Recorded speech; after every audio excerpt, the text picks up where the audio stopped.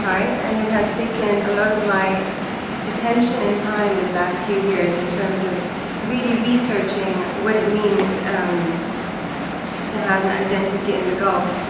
And in the Gulf today, as many of you know, you can't help, of course, but notice the glass towers that we have, the big shopping malls, the grid system of highways.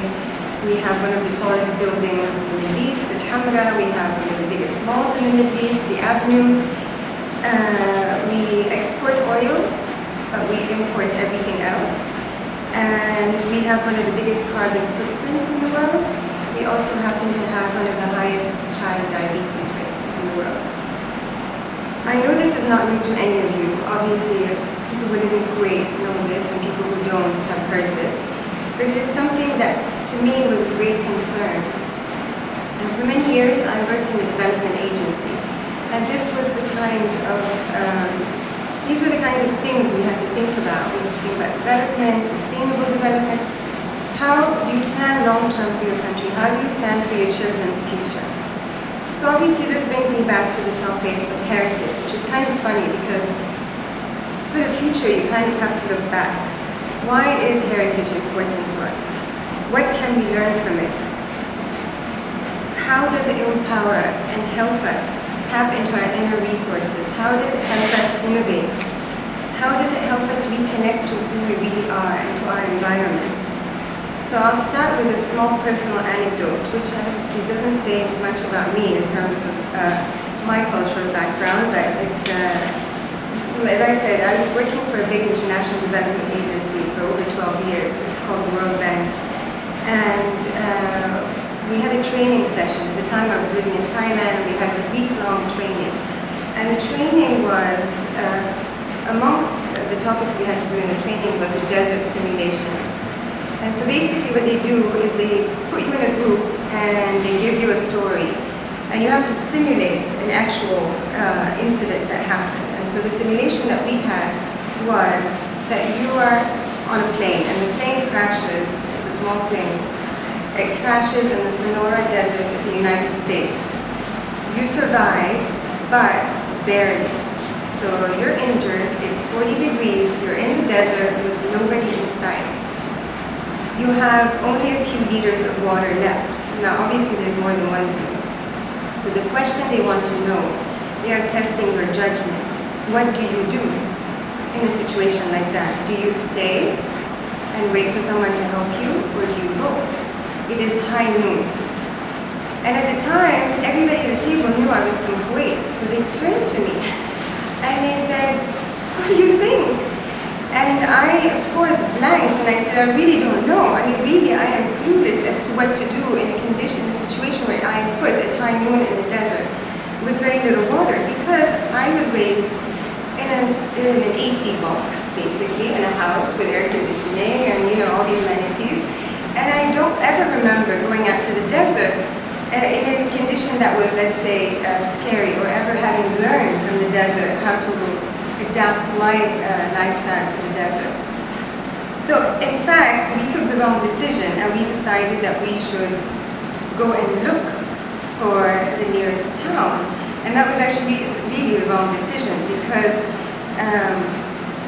you die. Basically, you don't have enough water and you end up dying. So basically, what this anecdote told me was that culture really is a matter of survival. So understanding your culture is not just about knowing, you know, that Kuwait was a maritime culture, or that we also have the desert on the other side, but really understanding what it means to be in touch with your culture and how your culture can help you maneuver our environment and how it can enrich you. In my case, obviously, I failed, and so I took it as a lesson that I needed to understand my culture more. Obviously, that was not the only incident that triggered my interest in culture. But the point of the story, as I said, is that understanding where you come from is a matter of survival. So bringing this back to Kuwait, the Gulf, most of you obviously have a basic knowledge, especially as I see many Kuwaitis, of Kuwait's history. You've probably been to Saddle House, you've been to the National Museum, or whatever is left of it, you've been to the Maritime Museum, I assume. The new Kuwait, which is the Kuwait we live in today, showcases the old Kuwait behind glass walls. And that's basically a very strong message that you get, that the old Kuwait is old and that you look at it behind glass, and that the new Kuwait is the today and the tomorrow. But is that really true? How much do you learn from old Kuwait by looking at it through the glass window? Personally, I didn't feel that that was satisfying. You do not internalize culture by looking at it through a glass window. You internalize culture by dissecting it. Culture is like an onion. And an artifact is the top layer of that onion. But once you start peeling, you understand that there's a great deal of meaning behind our heritage. So let's say you take Kuwait, obviously, it's the country I'm from, it's the country I'm most familiar with. It's probably the least endowed place on earth. Least endowed in terms of natural resources, besides for oil. Do we have wood? No. Do we have stone? No. We have neither mountains nor trees.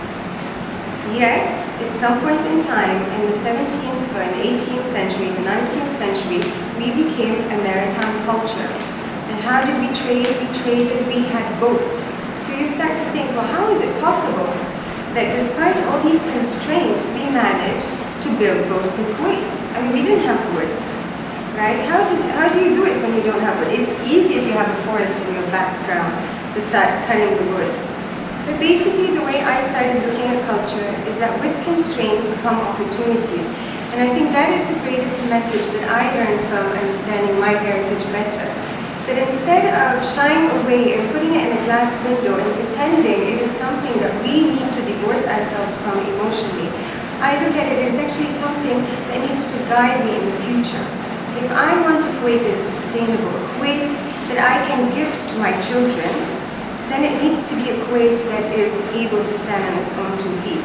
So when I started looking at Kuwaiti history and I started understanding the genius behind these people who come to Kuwait, a very, very difficult situation. There's, again, no fresh water resources, no wood, no stone, yet they started building houses.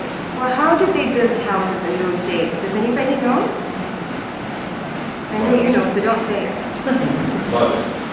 Mud, but what else? Palm tree. Palm fronds, but there's a main component that's missing. Coral. Coral, where does the coral come from? The sea. So basically, you don't have stone on the ground, but basically they had to devise a way to build houses. If you go to the Maldives, you do see that they have coral houses, and Kuwait was very similar that way, because they would go into the sea and dig out the coral. And do you know that in order to dig out the coral, it took 24 hours. So basically they would have, and this is again where I found very interesting about Kuwait, they started to build boats for every occasion. They became the best boat builders in the Gulf, to the point that Kuwait had an export before oil, and its main export at the time, besides for pearls, was boat builders. We had some of the most famous boat builders in the Gulf. We were such high demand in Hamad that it became one of our main exports. But the bottom line is they devised a boat for every occasion. There was a boat for coral digging. There was a boat for shallow water trading. There was a boat for deep water travel. There was a boat for pearl diving. Basically, they started building a whole industry around the maritime culture. And with that industry came culture. So when you start talking about the pearl diving, well, the pearl diving isn't just a matter of somebody going on a boat and going in and picking up some pearls. It's a whole culture that surrounds it, and that's where you find the beauty in pearl diving, is that you had the special boat, and you had a special ceremony upon going out to the sea, and then they dug for pearls. But who was the most important guy on the boat? Do you know? The musician. Why? Why was he the most important person? High spirits. Because he motivated people, because it was so difficult to go and so dangerous to dive for pearls that you needed somebody to motivate you. So the number one, let's say, priority for any nakhoda was to pick the right naham, the right musician. And so then you wonder, how is it possible that, you start to wonder, well, it makes sense then that music came from if anybody knows Khaliji music, you know that the height of Khaliji music is Kuwait. Well, it makes sense that it was Kuwait. Well, where do you think the music came from? It's not that people sit around in a Diwaniya and start composing. It's that it's part of the culture. It becomes part of their day-to-day life. There was a song that you sang upon leaving. There was a song that announced your return safely back to shore. So there's all this poetry around and culture around this very simple act of livelihood. So when I started, and again I'll close my talk so that we can open the discussion. Again, if we turn to the desert, as I've talked about now the sea, the desert is as enriching to us as the sea, but I'll bring it back down to earth in terms of today. Everybody today has a mobile phone, and everybody is happy that the mobile phone carries their music, it carries their phone, it carries their ability to email, their ability to do anything they want, right? So, but where does the idea originally come from? It comes from the spirit of nomadism. If you look at the nomadic culture and how they were able to fit everything in a box, from the tent to the water container, everything that they had to fit in a tent. So in fact, we invented that mobile culture. So how is it today that we're just simply consumers of it? Why is it that we are not taking that part of our history and part of our tradition in order to innovate?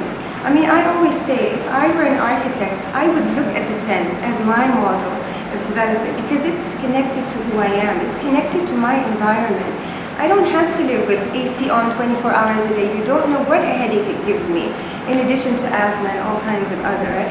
If we start reconnecting to the beauty of our culture and understanding that it can empower you rather than looking at it from, that was the past and I'm so glad I'm not there anymore, it can, I think, help us towards a more sustainable path, and a path that would allow our children to benefit and to honestly contribute to the world, not just be receivers, but really givers in this world of art. So I'll end it here and open it up for discussion.